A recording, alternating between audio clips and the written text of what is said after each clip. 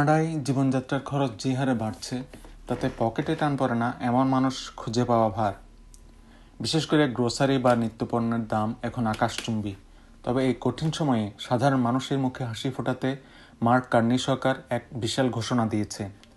আগামী 5 জুন 2026 থেকে নিম্ন ও স্বল্প আয়ের ক্যানাডিয়ানদের হাতে সরাসরি অতিরিক্ত টাকা পৌঁছে দেবে সরকার। কেন এই টাকা দেওয়া হচ্ছে, কারা পাবেন আর কত টাকাই বা পাবেন, আজকের ভিডিওতে আমরা একদম সহজ করে সব হিসাব বুঝিয়ে দেব। ভিডিওটি শেষ পর্যন্ত দেখুন। প্রথমে জেনে নিই 5 জুন আসলে কি হতে যাচ্ছে। সরকার আমাদের পরিচিত জিএসটি বা এইচএসটি ক্রেডিটকে নতুনভাবে সাজাচ্ছে, যার নাম দেওয়া হয়েছে Canada groceries and essential benefit বা সিজিইবি। তবে জুলাই মাসে এই নতুন বেনিফিট শুরু হওয়ার আগেই 5 জুন 2026 তারিখে একটি এককালীন বা ওয়ান টাইম বোনাস দেওয়া হবে। একে বলা হচ্ছে GST HST credit top up. হিসাবটা খুব সোজা। জুলাই 2025 থেকে জুন 2026 পর্যন্ত আপনি সারা বছরে মোট যত টাকা জিএসটি এইচএসটি ক্রেডিট পাওয়ার কথা, তার ঠিক 50% বা অর্ধেক টাকা আপনি 5 জুন বোনাস হিসেবে পাবেন। উদাহরণস্বরূপ সরকার বলছে, যদি আপনার বার্ষিক ক্রেডিট $400 হয়, তবে 5 জুন আপনি একবারে অতিরিক্ত $200 পাবেন। এটি মূলত মুদ্রাস্ফীতির চাপ সামলাতে সরকারের একটি তাৎক্ষণিক গিফট বা উপহার। এখন প্রশ্ন হলো, এই টাকা পেতে আপনাকে কি করতে হবে? কিছুই না। যদি আপনি ট্যাক্স ফাইল ঠিকঠাক করে থাকেন, এই টাকা পাওয়ার জন্য আলাদা কোনো আবেদন করতে হয় না। তবে দুটি করার শর্ত আছে। 1 নম্বর, আপনাকে এবং আপনার স্বামী বা স্ত্রীকে অবশ্যই 2024 সালের ইনকাম ট্যাক্স রিটার্ন দাখিল করতে হবে।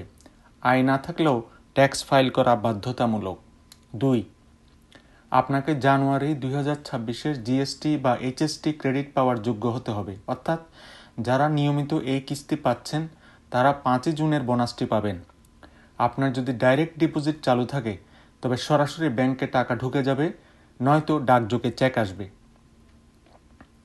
5 জুনের বোনাস তো পেলেন, কিন্তু আসল খেলা শুরু হবে 3রা জুলাই 2026 থেকে। এদিন জিএসটি এইচএসটি ক্রেডিটের নাম পাকাপাকিভাবে বদলে হয়ে যাবে Canada groceries and essential benefit বা সিজিইবি। শুধু নামই বদলাচ্ছে না, সরকার আগামী 5 বছরের জন্য অর্থাৎ 2031 সাল পর্যন্ত ভাতার পরিমাণ 25% বাড়িয়ে দিয়েছে। এর ফলে কানাডায় প্রায় 1,20,00,000 মানুষ সরাসরি উপকৃত হবেন। অর্থাৎ জুলাই মাস থেকে আপনার প্রতি কিস্তির টাকার পরিমাণ আগের চেয়ে অনেকটা বেড়ে যাবে। এবার একটু খাতা কলম হিসেব করি। মনে রাখবেন, এই অঙ্কটা আপনার আয় এবং পরিবারের সদস্য সংখ্যার উপর নির্ভর করবে। একা থাকলে, যদি আপনি সিঙ্গেল হন, 5 জুনের বোনাস হিসাবে সর্বোচ্চ $267 এবং পুরো বছরে মোট $679 পর্যন্ত পেতে পারেন। সন্তানহীন দম্পতি, কোনো বাচ্চা কাচ্চা না, এরকম 5 জুনের বোনাস সর্বোচ্চ $349 এবং বছরে $890 পর্যন্ত পেতে পারেন। 2 সন্তান সহ পরিবার যাদের 2টা বাচ্চা আছে, আপনাদের জন্য সুখবর বেশি। 5 জুনের বোনাস হিসেবে $533 পর্যন্ত পেতে পারেন, আর পুরো বছর মিলিয়ে এই বেনিফিট দাঁড়াতে পারে প্রায় $1,890 পর্যন্ত। তবে এটি সর্বোচ্চ সীমা। আপনার পারিবারিক নিট আয় অনুযায়ী এই অঙ্ক কম বেশি হতে পারে। শুধু হাতে নগদ টাকা দিয়ে সরকার ক্ষান্ত থাকছে না। প্রধানমন্ত্রী মার্ক কার্নি আরও একটি বড় ঘোষণা দিয়েছেন। 20 এপ্রিল থেকে 7 সেপ্টেম্বর পর্যন্ত ফেডারেল ফুয়েল এক্সাইজ ট্যাক্স পুরোপুরি তুলে নেওয়া হচ্ছে। এর ফলে পেট্রোলে প্রতি লিটারে 10 সেন্ট এবং ডিজেলে 4 সেন্ট পর্যন্ত দাম কমবে। এতে করে যাতায়াত খরচ যেমনি কমবে, তেমনি পণ্য পরিবহন খরচ কমায় নিত্যপণ্যের দামও কিছুটা নিয়ন্ত্রণে আসবে বলে আশা করা হচ্ছে।